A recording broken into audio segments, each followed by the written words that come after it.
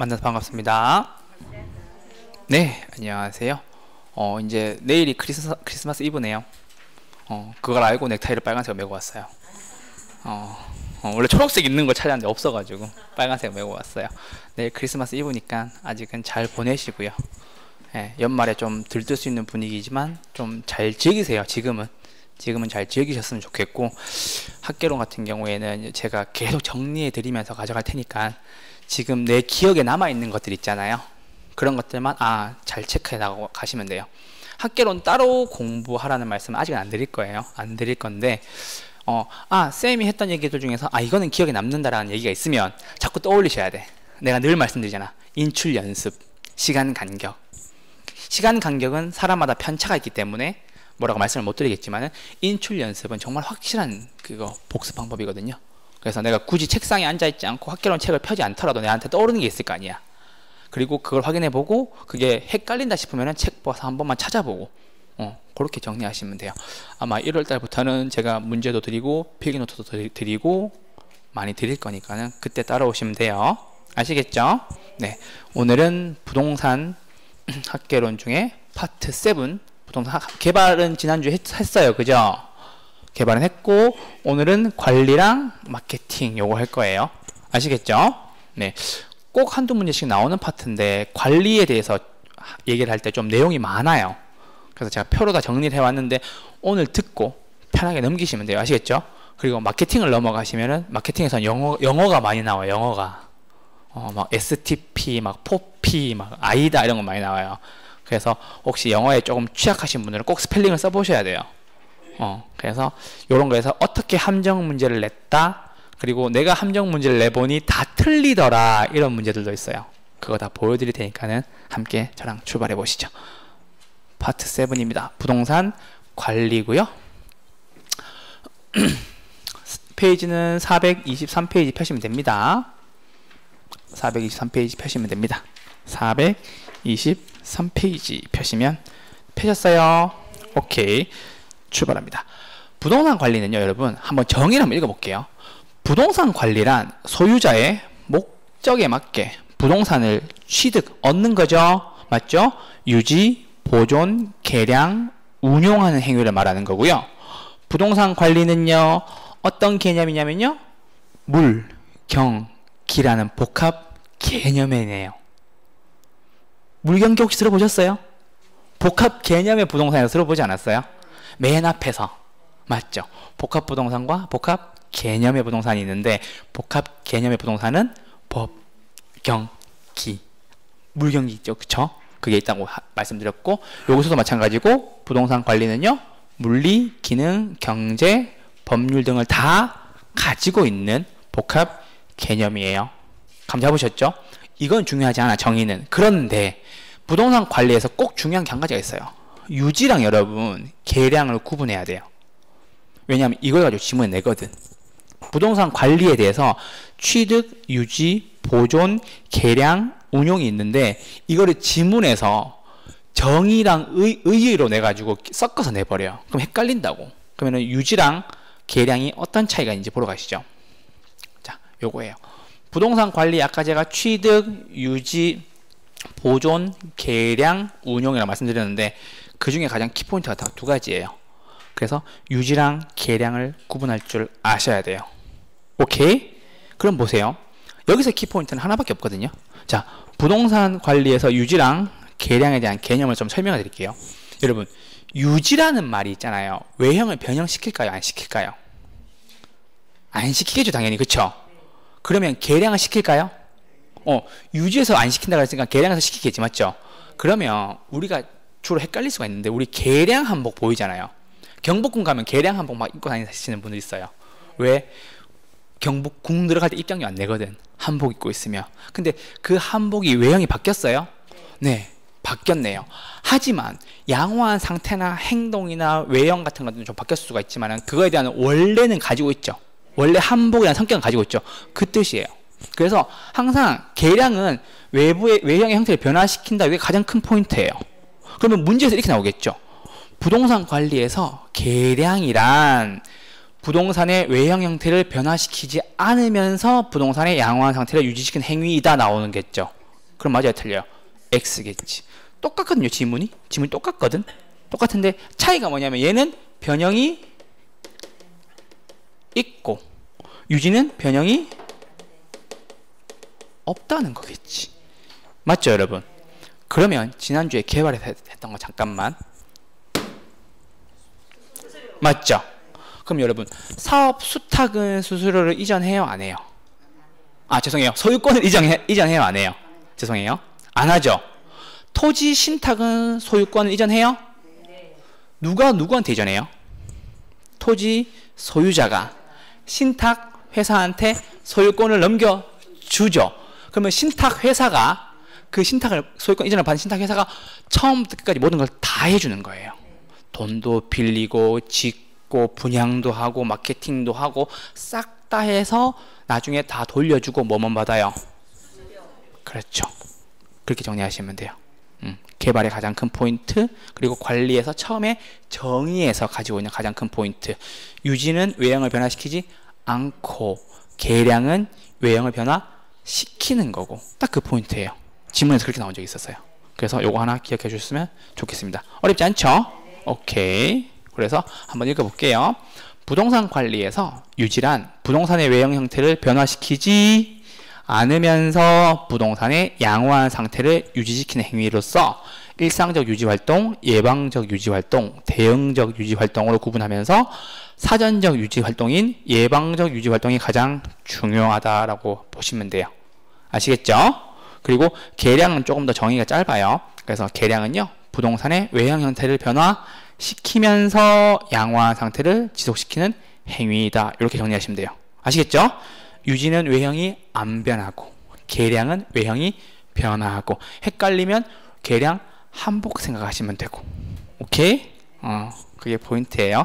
지문에서 이게 나오면 체크 딱 하시면 한 번에 보이겠죠. 그러니까 왜 자꾸 이런 말씀 드리냐면은 이렇게 해야 학계론 문제 푸는 속도가 엄청 빨라져요.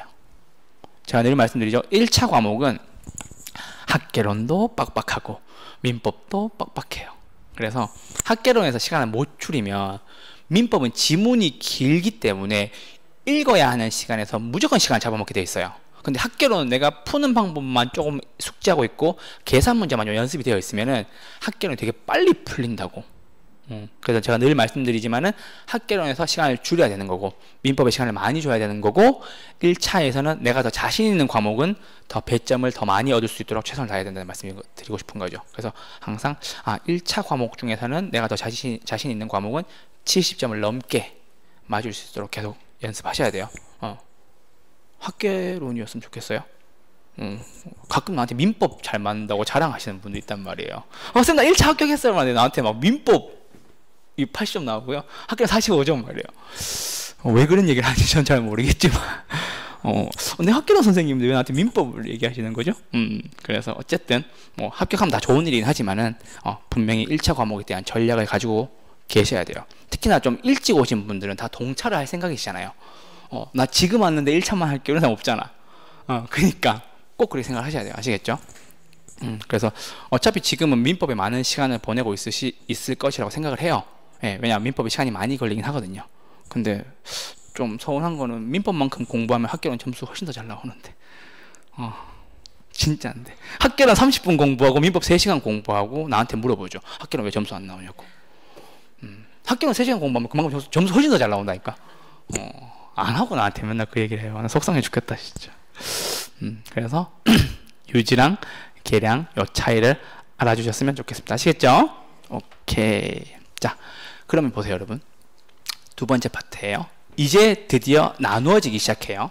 자, 여러분, 부동산 관리라는 게 있잖아요, 여러분. 관리라는 게 있는데 이거를 내용에 따라서 어떻게 나뉘었나라는 걸 얘기해 주고 싶은 거예요. 오케이? 그러면 쌤, 내용에 따라 몇 가지로 나누는데요? 라고 얘기하면 3가지 나누는 거예요. 쌤, 안에 무슨 내용이 있어요? 라고 물어보면은 시설 관리가 있고요, 재산 관리가 있고요, 자산 관리가 있어요. 그럼 생각해 봅시다. 부동산 관리에 내용이 3가지가 있대. 뭐가 있다고요? 몇 가지가 있다고요? 3가지가 있는데 그 중에 시설 관리하는 거 있고 재산 관리하는 거 있고 자산 관리하는 거 있겠네요. 그쵸? 맞아요? 거기 3가지 나뉘어요. 종류를 봅시다. 여러분, 시설 관리는요, 유지 관리라고 해요. 아까 말씀드렸다시피 사전적인 거죠. 그럼 이게 적극적으로 막 하겠어요? 아니면 그냥 소극적으로 그냥 최소한만 하고 있겠어요? 맞죠? 소극적으로 최소한만 하고 있겠죠. 그래서 얘는 적극적 관리가 아니라는 거예요. 내가 유지만 잘 되게 그냥 냅두는 거지. 사전적 예방하면서. 그쵸? 그래서 평소에는 잘 안 보이지만 어떤 사고를 미리 방지하고 있는 거죠. 그래서 얘는 적극적 관리는 아니에요. 왜냐하면 내가 가서 막 뭔가를 하는 건 아니니까는 유지 잘 되게 그냥 냅두는 거니까. 그쵸? 오케이. 그래서 시설 관리는요, FM이라고 해요. FM이라고 해요. 필드 매뉴얼 아니고요. 군대 갔다 오신 분들 필드 매뉴얼 아니고 Facility Management라는 뜻이에요. 이게 시설 관리라는 뜻이거든. 영어를 아실 필요는 없지만 Facility Management라는 뜻이에요. 그래서 시설을 운영하고 유지하는 거라서 적극적 관리가 아니라는 거.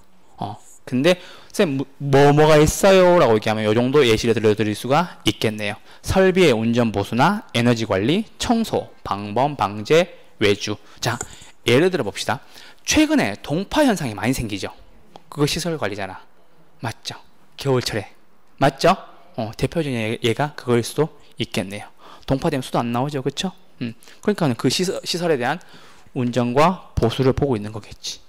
맞죠? 동파 안 되게 이렇게 가정집에서 열어가지고 이렇게 막 예전에 막 그거 막 헝겊이나 걸레나 이렇게 신문지 같은 거 막 넣어놓잖아요. 그거예요. 내 건물에 동파 안 되게 수도 계량기 열어가지고 바닥에 파란색 동그란 거 열어가지고 그거예요. 시설 운영 관리. 이해되셨죠? 그거라서 설비의 운전 보수나 에너지 관리. 최근에 천연가스가 많이 오르잖아요. 가스비 계속 오르잖아요. 그쵸? 전기세도 많이 오르고. 그거예요. 에너지 관리하는 거, 청소 관리, 방범 방제, 외주 관리. 여러분, 큰 건물 가보면 회전문 되어 있죠. 그게 왜 좋은 줄 아세요? 열 손실률이 더 적어요.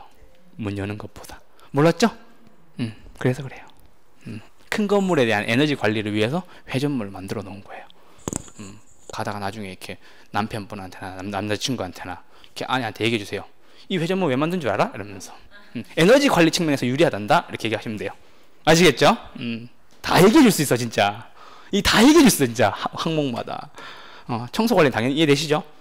저희 집도 이렇게 가면은 이제 청소 관리 이렇게 빌라인데 이렇게 청소 업체에서 와가지고 체크하고 가요. 몇 월 며칠 날 청소했다 이런 식으로. 이렇게 아파트 사시는 분들은 이제 아파트 그 경비해 주시는 분들이나 그 주택 관리사 따신 분들이 책임지고 이런 거 체크하시죠. 그쵸? 방범, 방제는 당연히 아실 거고, 네. 외주 관리도 시설 관리에 속합니다. 이해되셨나요? 이렇게 자세하게 설명해 준 사람이 없는데.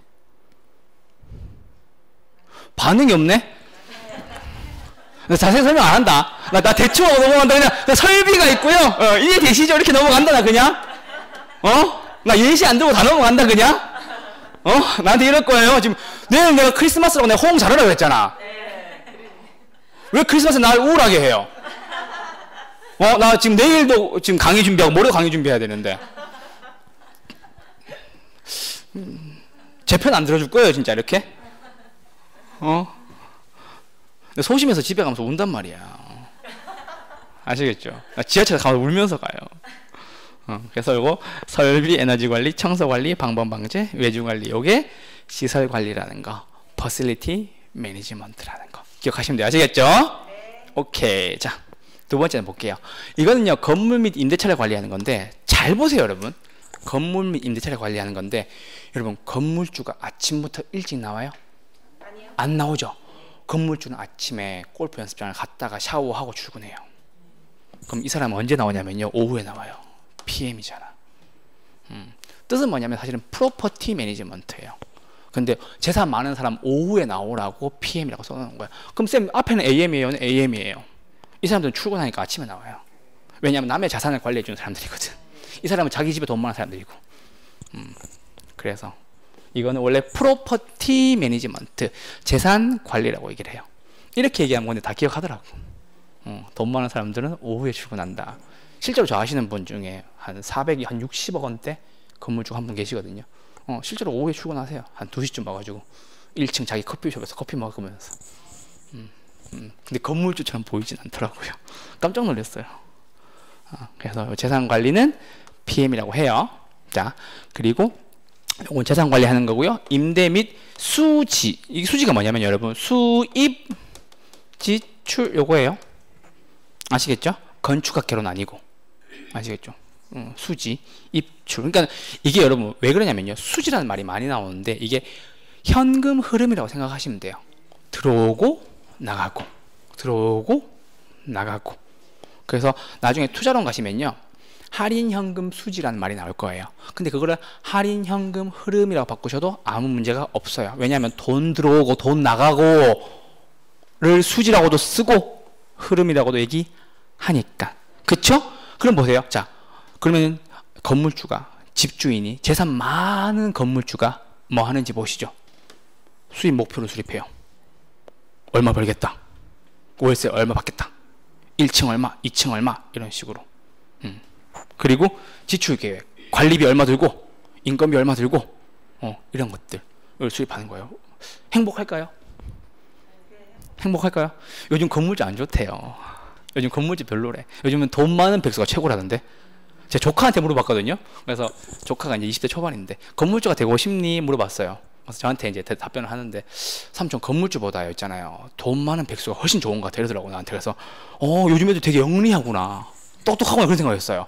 예전에 이렇게 왜 뭐 조물주 위에 막 건물주 막 얘기했잖아요. 한때는 간물주라고도 하더라. 간물주라고 하는데 그게 아니고 요즘에는 돈 많은 백수가 삼촌 제일 좋은 것 같아요 얘기하길래 똑똑해졌구나. 왜냐면 요즘에 좀 힘들어요 사실은. 막 월세가 밀리거나 경기가 어렵잖아요. 그런 사람이 많다고 하더라고요. 그래서 금융기관도 막 부실화가 많이 되고 그래서 요즘에 좀 좋은지 모르겠어. 어쨌든 미안해요. 수입 목표 수립하고요. 지출 계획도 수립합니다. 그쵸? 그럼 비용 통제는 뭐겠어요? 쓸데없이 나가는 돈 못 나가게 하는 거겠지. 비용 통제에서 제일 쉬운 방법이 사람 자르는 거거든. 인건비 감축시켜버리는 거거든. 그쵸? 그리고 임대차 유치가 뭐예요? 유치가 사람 보고 오라고 얘기하는 거. 유지는 뭐예요? 말 그대로 그냥 있던 사람들 유지시키는 거. 아까 말씀드렸죠? 그래서 재산 관리는요, PM이라고도 얘기를 하고, 요거는 임대 및 수지와 관련이 되게 많아요. 그래서 수입 목표 수립하고, 지출 계획도 수립하고, 비용 통제, 내 돈 나가는 거 못 나가게 하고, 임대차 비어 있는 거 있으면은 임대차 해달라고 중개업소에 막 뿌리는 거죠. 문자로. 그게 뭐예요? 임대차 유치하는 거잖아. 그리고 원래 갖고 있는, 예를 들어서 내가 스타벅스 가지고 있어. 그럼 이거 못 나가게 해야 되겠죠. 그런 것도 유지하는 거고. 그 뜻이에요. 감 잡았죠? 마지막입니다. 세 번째. 요건 자산 관리인데요. 얘네는 뭐 하는 거냐면요, 부동산 가치를 증가시키기 위해서 뭔가를 막 하는 거예요. 그럼 얘들은 아까 얘기했던 시설을 운영 유지하는 것보다 더 적극적이겠네요? 네, 적극적이에요. 적극적이에요. 그래서 얘는 뭐 하냐면요, 부동산을 사고 팔아요. 감 잡았어요? 그리고 재투자도 하고 재개발도 결정을 해요.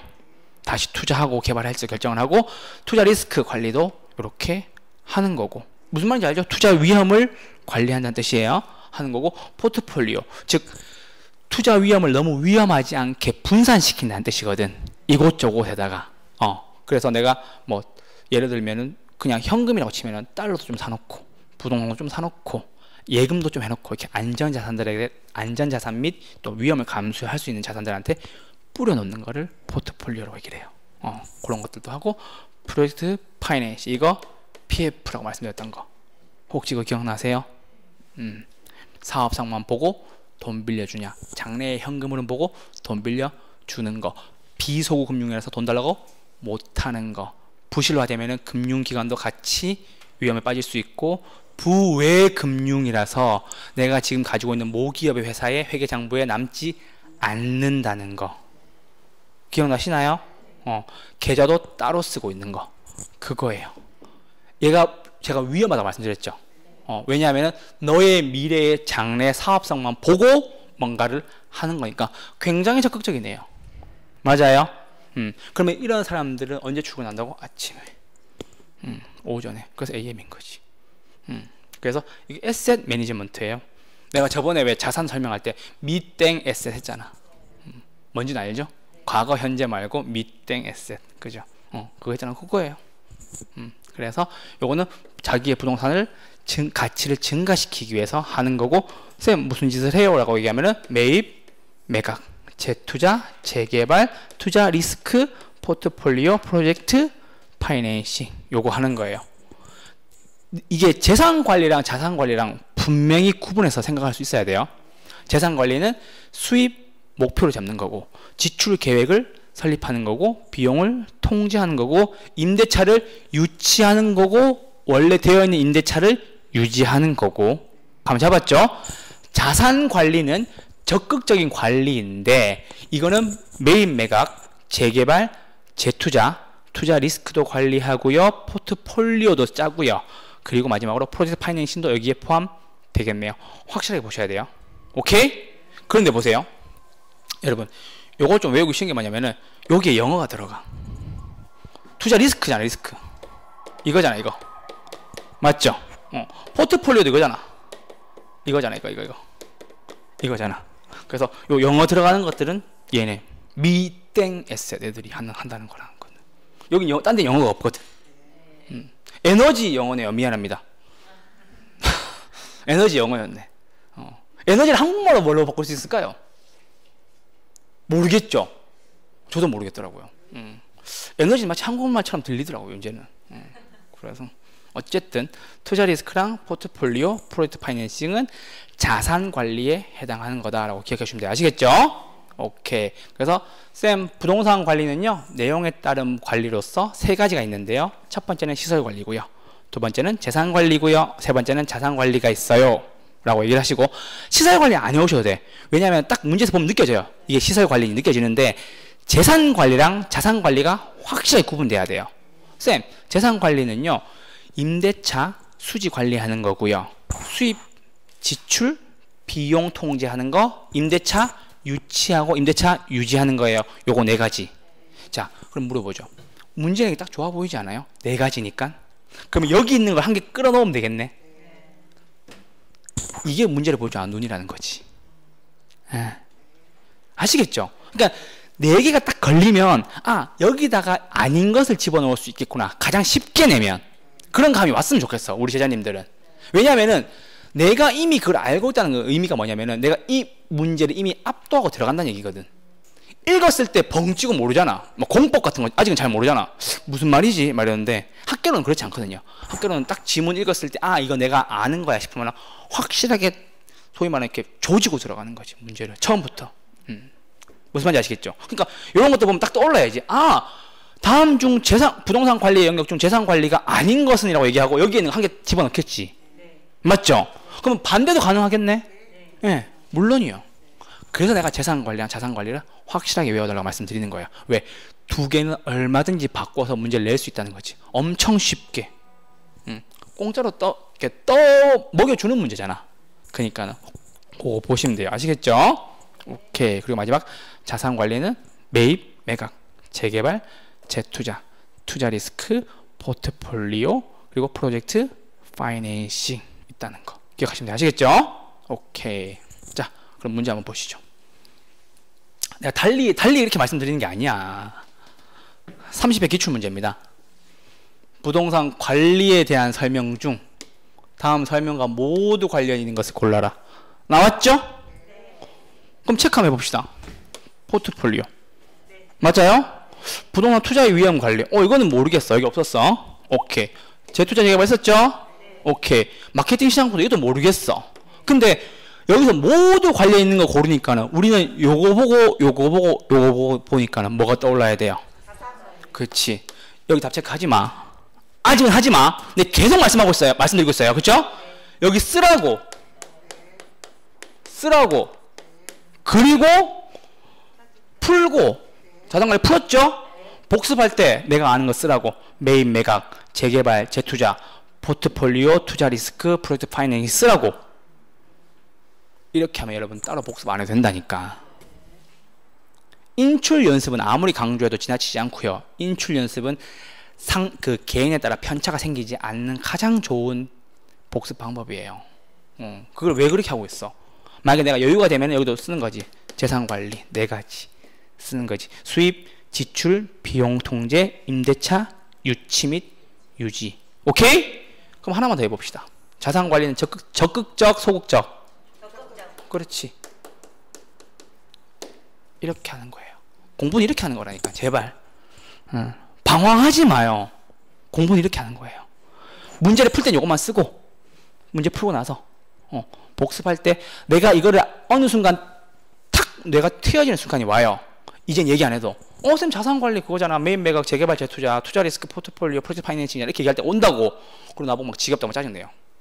그런 순간이 오면 가시면 돼요. 시험 치러. 학교는 절대 안 떨어져요.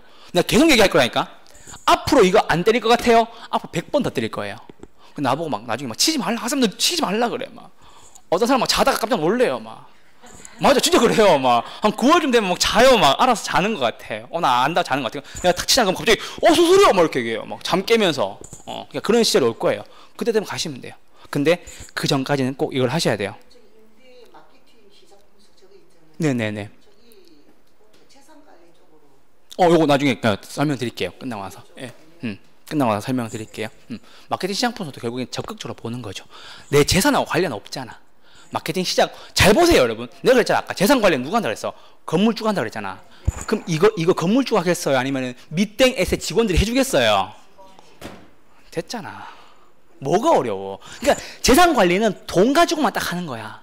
수입, 지출, 비용 통제, 임대차 유지 및 유치. 오케이. 이런 시장 분석을 건물주가 왜 해요? 재산 많은 사람이 할 이유가 없다라는 거지. 이거는 내 자산을 불리기 위한 하나의 도구고 방법일 뿐인 거지. 오케이? 그렇게 보시면 돼요. 오케이? 투자 위험 관리도 그렇잖아. 이렇게 위험 관리. 위험 관리 해줘. 이렇게. 나중에 한번 맡겨보세요. 잘 해줄 거예요. 좋은 업체를 잘 몰라서. 아시겠죠? 그러니까 이렇게 문제가 나와요. 그래서 부동산 관리에 대한 다음 설명과 모두 관련이 있는 것이니까는 우리는 몰라도 애매해도 요거 두 개 체크하시고 쌤 이거 자산관리인데요 라고 답 체크하시고 넘어가시고 복습할 때 쓰시고 안 써도 돼요. 근데 머릿속에서 이거 이렇게 생각은 해봐야 돼. 자산관리, 메인 매각, 재개발, 재투자, 포트폴리오, 투자 리스크, 프로젝트 파이낸싱. 재산관리는 수입, 지출, 비용 통제, 임대차, 유치 및 유지 이렇게 하시면 돼요. 오케이? 그렇게 하시면 돼요. 그게 끝. 안 어렵죠? 내용에 따른 분류는 3가지였습니다. 시설관리, 재산관리, 자산관리고 그 중에 재산관리와 자산관리를 잘 구분해서 기억해 주셨으면 좋겠습니다. 아시겠죠? 자, 그 다음 넘어갈게요. 자, 이제 부동산 관리를 복합 개념에 따라 나눌 거예요.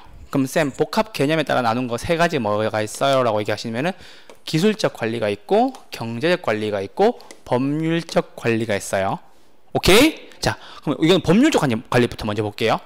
쌤, 부동산을 관리함에 있어서 복합 개념에 따른 분류는 3가지가 있는데 기술적, 경제적, 법률적이 있어요 라고 얘기를 하시고 쌤, 법률적 관리에는 첫 번째 이게 권리 관계 조정하는 거예요. 누구 거고 누구 거고 이런 것들이고 그리고 토지 도난 방지 대책을 하는 거고요. 법률적이니까 당연히 계약이 나와야 되겠죠. 그렇죠? 계약 관리하는 거고 권리에 보존이 되어 있는지 안 돼 있는지 체크하는 거고 공법상 규제 사항도 체크해야죠. 샀는데 건폐율이 엉망이야. 하나도 못 올려. 지목 변경, 형질 변경이 안 된대. 큰일 나지. 맞죠? 그게 다 법률적 관리예요. 계약은 잘 써졌니? 권리는 확실히 내 거 되어 있니? 혹시 저당 잡히거나 이번같이 전세 사기 같은 거 그런 거 없니? 공법상 규제 혹시 여기 개발 제한 구역 아니니? 건폐율 엉망 아니니? 이런 것들 봐야 되는 게 다 법률적 관리인 거죠. 오케이? 자, 두 번째는 경제적 관리예요. 그리고 경영관리라고 얘기하는데 얘는 뭐냐면요. 무조건 돈 버는 거라니까. 경제적 관리 무조건 돈 버는 거라니까. 자, 그런데 얘는 중요한 게 뭐라고요? 수익을 극대화시키는 게 제일 중요합니다. 수익을 극대화시키는데 요거에 대해서 뭐가 있느냐 쌤. 건물은 손익분기점, 회계관리, 인력관리가 있는데 자꾸 이걸 틀리더라고. 감 잡았어요 지금? 내가 아까 뭐라 그랬어요? 비용을 통제함에 있어서 가장 쉬운 방법이 뭐라고? 사람 자르는 거라고 얘기했잖아. 이걸 보고 큰 그림을 그리라는 소리예요. 감 잡았죠? 이게 어디 가야 될지 잘 모르더라고 사람들이. 그래서 부동산 관리할 때 복합 개념으로 나눴을 때는 토지와 건물로 나뉘는데 이걸 굳이 나눠서 생각할 필요는 없어요. 없는데 중요한 게 뭐냐면 인력 관리가 경제적 관리에 포함되어 있다는 걸 정확히 알아야 돼요. 이걸 자꾸 일로 보내요. 마치 계약 관리랑 인력 관리랑 굉장히 밀접해 보이거든. 어떨 때는. 무슨 말인지 아시겠죠? 그리고 얘를 만약에 다른 데로 보내면 헷갈릴 수가 있다고. 그래서 그러는 거예요. 인력 관리는 반드시 경제적 관리에 들어가 있다는 거. 아시겠죠? 그렇게 기억해 주셨으면 좋겠습니다. 다 돈이잖아. 손익분기점. 브레이크 이븐 포인트라고 얘기를 하는데, BEP라고 얘기하는데, 손익분기점. 내가 들어가는 비용을 넘어서서 돈을 벌기 시작하는 것을 손익분기점이라고 얘기를 해요. 손해와 이익이 나뉘는 자리라는 거지. 그거고, 회계관리는 당연히 BS, 즉 밸런스 시트 만들어서 이게 어떻게 돈이 빠져나가고 들어오는지 체크하는 것들이고요. 그리고 인력관리, 요게 반드시 경제적에 포함되어 있다는 거 기억해 주세요. 아시겠죠? 그렇게 하시면 되고, 자, 기술적 관리예요. 이건 하나도 안 어려워. 여러분, 기술적 관리, 우리 왜 가끔 길 가다 보면 이렇게 막 세워놓고 막 이렇게 보시는 분들 있죠. 트라이포드 세워놓고 이렇게 카메라 같은 거 달아놓고 보시는 분들 있죠. 그거 다 경계 측량하는 거예요. 뭐 하는지 몰랐죠. 다 경계 측량이나 거리 잡고 이렇게 가시는 분들이세요. 그리고 이렇게 길 가다 보면 이렇게 왜 지적 도근점 이런 거 봤어요, 혹시? 길 바닥에 있는 거? 중개사 맞네. 중개사 맞네. 그런 거 다 보이는 거예요. 그런 것들이에요. 그래서 기술적 관리에서 토지는 경계 확정이고 사도, 개인 도로를 사도라 그래요. 반대말은 공도가 있겠네요. 사도고 경사지에 대한 대책. 자, 잠깐만. 경사지에 대한 대책하니까 딱 떠오르는 게 뭐가 있어요, 여러분? 법지 있어야지. 법지 요렇게 있고 땅 요렇게 있고 집이 있을 때 요거 이거 누구 거라고? 이거 윗집 거예요, 아래집 거예요? 윗집 거지. 맞죠? 그래서 여름철이나 이렇게 문제가 안 생기도록 축대나 뚝 같은 걸 만들어서 아랫집이 피해를 안 받도록 관리하는 거지. 이런 것들 관리하는 거 다 기술적 관리인 거지. 그래서 위생 설비나 보존, 건물과 부지의 부적응을 개선하고요. 물리적 기능적 문제가 생기는 것을 제거합니다. 이건 다 이해되시죠? 오케이. 그렇게 해서 쌤 부동산 관리는요 복합 개념에 따라서 세 가지로 나뉘는데 기술적, 경제적, 그리고 법률적 나뉘는데 법률적은요 권리관계, 토지도난 방책, 계약관리, 권리보전, 공법규제. 이건 일견이 쭉 이해되시죠? 그리고 경제적 관리는요 부동산에 대한 수익을 극대화시키는 건데 쌤 손익분기점 체크하시고 그리고 회계 관리하셔야 되고 중요한 것은 인력 관리가 경제적에 포함되어 있다는 거 기억해 주셔야 돼. 아시겠죠? 그리고 기술적 관리는요 유지 협의하는 거고 경계 확정이고 사도나 경사지에 대한 대책을 가지는 겁니다. 그리고 건물은요 위생 설비, 그쵸? 그리고 보전 관리해야 되고 건물이랑 부지랑 안 맞는 거 개선해야 되고요. 물리적으로 문제가 생기거나 기능적으로 문제가 생길 수 있을 만한 것을 제거해야 됩니다라는 게 있을 수가 있겠죠. 뭐 예를 들어서 옛날 아파트 같은 경우에는 다 중앙난방식이잖아요. 그런 것들. 그리고 엘리베이터가 없거나 지하 주차장이 없거나 옛날에 지금 굉장히 비싼 아파트들도 지금 재건축이 안 되고 있는 아파트들은 중앙난방을 하고 있고요. 지하 주차장이 없어서 고생을 많이 하고 있고요. 그러고 있죠. 그런 것들 있을 수가 있겠네요. 그래서 부동산 관리는요 복합 개념에 따른 세 가지가 있습니다. 이렇게 정리하시면 돼요. 아시겠죠? 저만 보시면 돼요. 이해가 돼야 되니까. 암기는 그 다음이고. 자, 그렇게 볼게요. 자, 문제 보러 가시죠. 2번입니다. 부동산 관리에 대한 설명으로 틀린 것을 골라라. 쌤 언제 나왔는데요? 26회 때 나왔어요. 읽어볼게요. 1번 법률적 측면의 부동산 관리는 부동산의 유용성을 보호하기 위하여 법률상의 재반 조치를 취함으로써 법적인 보장을 확보하려는 것이다. 맞아요? 틀려요? 맞네요. 오케이. 2번 시설 관리는 부동산 시설을 운영하고 유지하는 것으로 적극적이에요? 소극적이에요? 맞죠? 적극적 관리는 뭔데? 자산 관리. 오케이. 그렇게 하시면 돼요. 요게 포인트지. 요게 포인트고. 지문 분석 이렇게 했으면 좋겠다는 거지. 다 줄 긋지 말고 아시겠죠? 오케이. 3번. 자기 관리 방식은 전문 위탁 관리 방식에 비해 기밀 유지에 유리하고 의사 결정이 신속한 경향이 있다. 이거 아직 안 했어요. 안 했는데 잘 들어봐요. 내가 부동산을 관리하고 있대요. 그럼 기밀 유지 잘 될까요?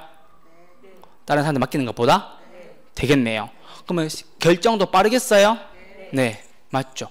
왜냐하면 위탁 맡겨놓으면 어디서 물 새고 엘리베이터 여기 고장나고 이런 것들이 기밀 유지가 안 될 수 있겠죠. 그리고 의사 결정도 안 될 수가 있겠지. 고쳐요 말아요? 뭐 물어볼 거 아니야. 그래서 이것도 맞는 지문이에요. 상식적으로 가자고 이거는. 그리고 4번. 임차 부동산에서 발생하는 총수입, 매상고. 이게 뭐예요? 뭐가 중요해요? 상업용 부동산이 되겠죠? 맞아요, 여러분? 여러분, 매상고가 가장 중요한 부동산이 여러분 주거용, 상업용, 공업용 중에 뭐겠어요? 당연히 상업용이겠지, 그렇죠? 매출이 많아야 되겠지, 그렇죠? 매상고가 높아야 되겠지. 그래서 그 중에서 일정 비율을 임대료로 지불한다면 이는 임대차 유형 중 비율 임대차에 속한다. 맞는 지문이거든요. 재밌는 얘기 하나 드리죠. 여러분, 혹시 그런 얘기 들어봤어요? 당신 건물에 스타 땡땡 커피숍에 들어오면은 당신이 건물 가격이 바뀔 것이다. 이런 얘기 들어봤어요? 왜 그런 줄 아세요? 스타 땡땡 커피숍은요, 매상고의 10%에서 15% 사이를 임대료로 줘요. 집주인에게. 어마어마하겠죠. 초기 때는 15% 정도 줬다고 얘기하더라고요. 그럼 생각을 해보세요. 내가 다른 어떤 가게를 하고 있었는데 갑자기 우리 집 건물 1층에 스타 땡땡 커피숍이 들어온대요. 그리고 난 뒤에 지네가 파는 거에 10에서 15% 사이를 임대료로 준대요. 여러분, 건물의 가치는 임대료랑 비례하는 거 아시죠? 건물의 가치가 완전히 바뀌겠네. 그쵸? 네. 예를 들어서 내가 만약에 300만 원을 받았어. 기존에 받다가. 그러면 얘네는 매상고에 이만큼을 주니까는 얼마 줄지 상상도 안 되네요. 참고로 아까 말씀드렸던 그 460억짜리 건물주분 1층에 스타 땡땡이랑 버거 땡이 들어와 있어요. 임대료는 얘기 안 해주시더라고. 그래서 저희 동네에 있어요. 네. 신세계 거죠. 네, SSG 거죠. 네. 그래서 그 뜻이에요. 그래서 임차 부동산에서 발생하는 총수입 매상고의 일정 비율을 임대료로 지불한다면 이는 비율 임대차에 속한다라고 나오는 거예요. 감 잡았죠 이제? 오케이. 자, 마지막 볼게요. 5번. 경제적 측면의 부동산 관리는 대상 부동산의 물리적, 기능적 하자의 유무를 판단한대요. 이게 경제적 측면이에요? 아니죠. 물리적, 기능적 문제가 생기는 걸 제거하는 것은 경제적이 아니라 뭐죠? 기술적 측면인 거지. 오케이. 그렇게 푸시면 돼요. 안 어렵죠, 여러분? 근데 제가 말씀드렸던 중요한 포인트를 여러분들 반드시 기억하고 계셔야 돼. 복습할 때도 딱 개념 잡으면서 요건 요래서 요거고 요건 요래서 요거 이런 느낌이 있으셔야 된다는 거지. 그래서 기술적 측면의 부동산 관리는요, 대상 부동산의 물리적, 기능적 문제를 제거한다를 똑같이 옮겨 놓은 거죠. 지문으로서. 그 뜻이에요. 모르는 지문이 나올 수 있어요. 늘 말씀드리죠. 근데 절대 당황하지 말고 내가 아는 거에 집중해 보라는 거죠. 실제로. 재밌는 얘기 하나 드릴까요? 여러분, 오지선다형이죠. 제가 만약에 이 지문이 없다고 생각하면 여러분 5번 찍을 수 있겠어요? 이게 글자가 없는 거야. 그 숫자만 이렇게 5번 넘어가 있는 거지. 그럼 여러분 5번 찍을 수 있을 것 같아요? 1, 2, 3, 4를 다시 읽지 않을까? 무슨 말인지 모르겠어요 지금? 1, 2, 3, 4, 5번 지문이 다 있잖아요. 근데 5번 지문이 없다고 생각을 해보라고. 그럼 여러분 1, 2, 3, 4가 맞으면 5번이 답이겠네요. 그쵸? 근데 여러분 5번 못 찍어요. 정답률이 압도적으로 떨어져요. 제가 정말 많은 테스트 해봤거든요. 5번 지문 아예 없애버리잖아요. 그러면 사람들이 꼭 1, 2, 3, 4 중에서 틀린 걸 의심하기 시작한다. 제가 나중에 잘하시는 분한테는 할 수도 있어요. 지문을 하나 없애버리는 거야. 제가 공부할 때 한 번씩 그래요. 그래서 지문 중에 하나 그냥 없애버려요. 포스트잇으로 이렇게 지워버리고 쭉 읽어보죠.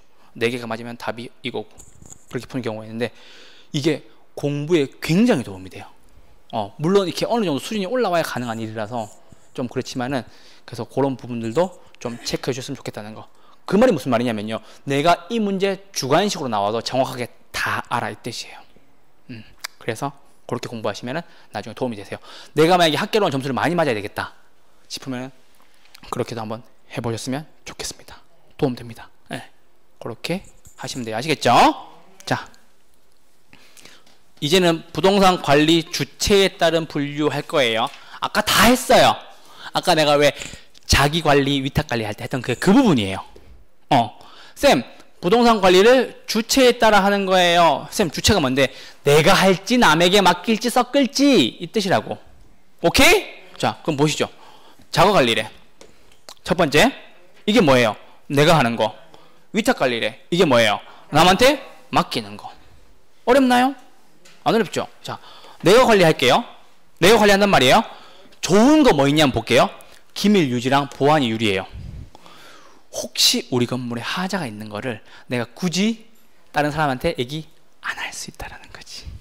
그쵸? 장점은 얘기하고, 그래서 기밀 유지랑 보안 유지가 되고요.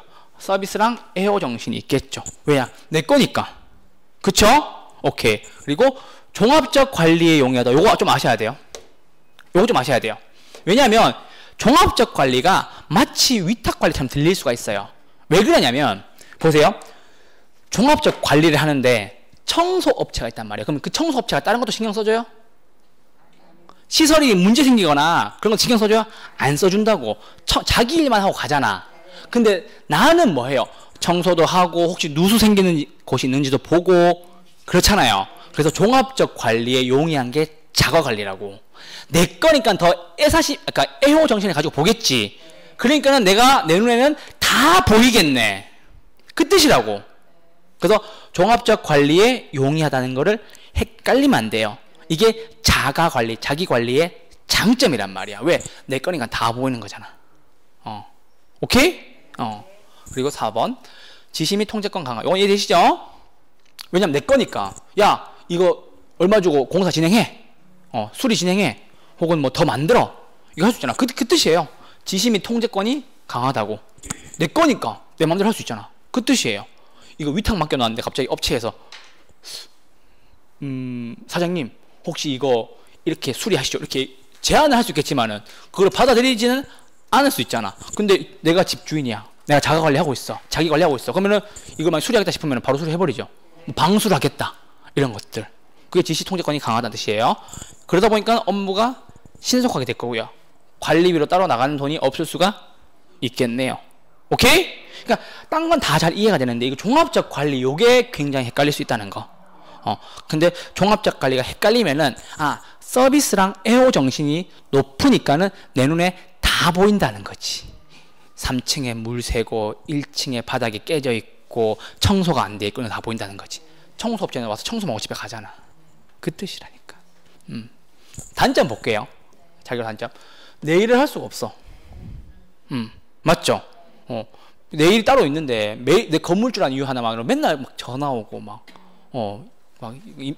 임차인이 막 전화 와가지고 막 물 샌다 그러고 막 내 일을 할 수가 없어요. 그리고 그러다 보니까는 업무의 타성화. 그러니까 오늘 안 해. 이렇게 된다는 거지. 이게 타성화에 젖는다 표현 쓰는 거거든요. 그래서 업무의 타성화에 빠질 수 있고 전문성이 없어. 전문성이 없어. 그래서 이게 왜 이런 현상이 생겨서 이런 문제가 생기는지 모른다는 거지. 왜냐, 그분은 그냥 건물주잖아요. 그 건축이나 이런 데서 잘 모르시는 분일 수 있잖아요. 그렇죠?